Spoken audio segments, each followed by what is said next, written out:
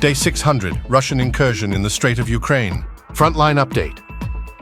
Today brings significant reports from the Tokmak front. In this area, Verbov has been a major hotspot. If you recall, footage revealed Ukrainian armored units moving into the town, suggesting Ukrainian forces had established a presence in its northern sector. The strategy was to encircle remnants of the Russian secondary defense and push their offensive. Successfully entering Verbov marked phase 1 of this operation. Yet Russian units mounted a side assault from the southern plains, aiding their comrades in the remaining trenches and offsetting Ukrainian ambitions. Later it emerged that the Russian side thwarted a Ukrainian push near Verbov. Recognizing that dominance over the southern plains wasn't strong enough for a full-fledged assault without endangering their forces, Ukrainians recalibrated their approach, shifting focus to a southern assault trajectory. Today, Russian outlets highlighted Ukrainian intense artillery barrages on frontline posts, especially targeting Russian defenses near Verbov. Not just relying on heavy artillery, Ukrainians also deployed air-to-ground missiles. As Russians augmented their defenses expecting a forthcoming assault, Ukrainian forces employed cluster munitions against the converging Russian units. Post-debilitating Russian fortified zones in the woods south of Verbov, troops from the 82 Airmobile Brigade initiated an offensive backed by tank and armored units. Interestingly, despite today's rain in the Zaporizhia region, Ukrainians seemingly turned the weather to their favor.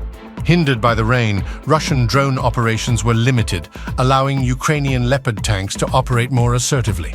Although maintaining distance from the front, these tanks effectively overwhelmed numerous Russian outposts. A soldier from the 24 Assault Brigade emphasized that inclement weather is no barrier to a well-orchestrated assault, stating the Russian defenses were heavily compromised. Hours later, Russian channels confirmed their loss of several posts near Verbov. Reviewing the topographic landscape, it's evident Ukraine's aim is the hill's crest. Controlling these tactical elevations negates potential Russian flanking maneuvers, similar to the ones jeopardizing previous Ukrainian attempts at Verbov. But there's a grander strategy at play.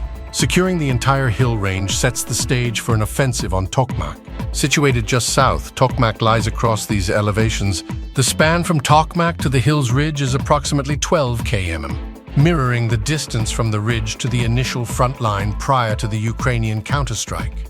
The distinction lies in the terrain. Thus far, Ukrainians faced an ascent, but post-ridge, it's a descent to Tokmak, a more tactically favorable scenario. The overarching Ukrainian ambition is to claim the ridge before the terrain becomes rain-laden, consolidate their positions, and await spring for the next phase of their campaign.